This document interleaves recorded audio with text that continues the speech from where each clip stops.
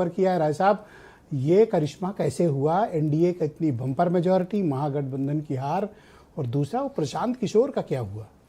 देखिए, सबसे बड़ी बात है अभी राव साहब ने जो एक शब्द कहा ना कि जब नेतृत्व के खिलाफ कोई ज़्यादा माहौल खराब नहीं होता है और तब अगर मतदान हो रहा है तो ये माना जाता है कि वो प्लस माइनस कहीं भी हो सकता है। ट्रेन से भर के जो लोग आए वो छठ में आ गए या वोट डालने चले गए, ये देखना विपक्ष का काम है, क्योंकि आखिरकार किसी बूथ पर ही उन्होंने वोट डाला होगा। तो सच्चाई भी परखना है तो खुद पॉलिटिकल पार्टी के जो बूथ एजेंट थे उनको तय करना चाहिए था। और जब परिणाम आ रहा है तो उसमें अपनी कमी भी देखनी चाहिए, हमारी कमी कहाँ रह गई। जैसे आसिम बकार साहब ने कहा हमने 6 सीट मांगी, नहीं दिया, और 5 जीत के बैठे हैं आज। अगर आज उनको आप 6 सीट दे देते तो आज न उन पर आप वोट काटने का आरोप लगाते, न वो आपके विरोध में कहीं और सीटों पर चुनाव लड़ते। यहाँ जो परिस्थिति है, नीतीश कुमार के खिलाफ अक्रॉस द पार्टी किसी ने भी, जो विरोध में भी था, मजाक भले ही उनके स्वास्थ्य को लेकर उड़ाया, लेकिन किसी ने नहीं कहा कि उनका परफॉर्मेंस खराब रहा है, वो डिलीवर नहीं कर पाए, और करप्शन के भी कोई आरोप नहीं थे। जिस बात का सड़कों का जिक्र किया भी राव साहब ने, मैं उसके बारे में कह दूं कि कुशीनगर हमारा जिला लगता है, गोपालगंज हम लोग जाते हैं, पश्चिमी चंपारण जाते हैं, बगहा जाते हैं, वाल्मीकि नगर जाते हैं, तो पहले एक मानक होता था जैसे गाड़ी गड्ढे में गिरी बिहार आ गया। अब ठीक उल्टा है। आप नेशनल हाईवे की बात नहीं कर रहा हूं मैं, नेशनल हाईवे, स्टेट हाईवे और डिस्ट्रिक्ट की जो रोडें हैं, जो यहां तक की सीसी रोडें गांव में बनी है, वो भी बिहार की सड़कें, मैं दावे के साथ कह सकता हूं उत्तर प्रदेश से अच्छी सड़कें बिहार की हैं। बिजली की स्थिति ज्यादा बेहतर हुई है, कानून व्यवस्था सबके सामने, अपराध हर जगह होता है। लेकिन सरकार की मंशा क्या है? एक मामला अनंत सिंह का आया, बीचों बीच चुनाव को जेल भेजा गया, पार्टी के सिंबल पर लड़ रहे थे अनंत सिंह, चाहती सरकार तो कहती है FIR लिख गया, हम जांच कर रहे हैं। लेकिन नीतीश कुमार ने स्पष्ट दिया कि इनको जेल भेजो, चुनाव होता रहेगा। आज चुनाव जीत के भी बैठे अनंत सिंह। लेकिन स्पष्ट एक बात समझनी पड़ेगी जनता की नज़र से कि जनता चाहती क्या है।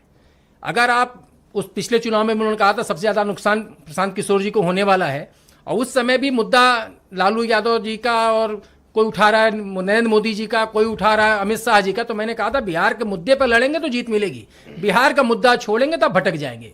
और वही हुआ है कि आपने जो SIR का मुद्दा उठाया है, तो जमीन पे अगर हम कह रहे हैं कोई नाम जुड़वा रहा है गलत, कांग्रेस बड़ी नॉन परफॉर्मर रही, RJD भी खैर नॉन परफॉर्मर नहीं, उसका कारण था आप मुद्दे से भटक गए। आप पहले वोट चोरी लेके घूमते रहे, तो अगर हम कह रहे हैं मेरा नाम गलत जुड़ रहा है कहीं पर, तो आपके भी तो बूथ एजेंट है, कहीं गलत नाम जुड़े उसको काटो, और कहीं गलत जुड़ गया तो कटवाना भी है। और सिर्फ SIR पर इनकी निर्भरता रही, सारी निर्भरता रही। प्लस जब तक गठबंधन का भी ऐलान ठीक से, टिकट सीट शेयरिंग तब हुआ जब चुनाव में हम पूरे तौर पे समाहित हो चुके थे। अच्छा, तेजस्वी यादव एक नॉन परफॉर्मर लीडर के तौर पर अब गिने जाएं, क्यों कोई चुनाव जीत नहीं पा रहे हो? देखिए, अब वो आसिम बकार साहब की भाषा तो नहीं बोलूंगा मैं, नॉन परफॉर्मर, आप मेच्योरिटी नहीं है आपके अंदर। हाँ। आप और मुझे नॉन पॉलिटिकल भी वो दिखते हैं। नहीं, जब भीड़ देख के आप अति उत्साहित हो जाएंगे, अनऑर्गेनाइज, असंगठित मतलब नेता के तौर पर, जिनका कोई प्लान। अब 18 रैली कर रहे हैं, एक रैली में 3 मिनट से ज्यादा रुक ही नहीं पा रहे हैं, 4 मिनट। तो पब्लिक हेलीकॉप्टर देखने आ रही है। 18 मिनट, 18 रैली, अरे भाई क्या जरूरत है 18? 8 ही करो, पर व्यवस्थित करो। आप एक जगह भाग रहे हो, दूसरी जगह 3 मिनट रुको, सबको धक्का दिए, बोले, फिर भाग गए, फिर ऐसे आप चाह रहे हो? कोई भी आपका संयोजित तरीका ही नहीं है। इस तरह अनऑर्गेनाइज्ड तरीके से उन्होंने अपना मतलब नॉन सीरियस टाइप, नहीं, सीरियसनेस नहीं थी, मेच्योरिटी का अभाव था, मुद्दों का अभाव था, किस मुद्दे को कैसे उठाना है और जिससे आप लड़ने जाते हैं। आचार्य रजनीश ने एक बात कही थी, दोस्त आप किसी को चुन लीजिए चलेगा, जब आप दुश्मन चुनते हैं ना, दुश्मन जैसा बनना पड़ता है। क्योंकि आप अगर वो AK-47 लिया तो कट्टा लेके नहीं लड़ सकते।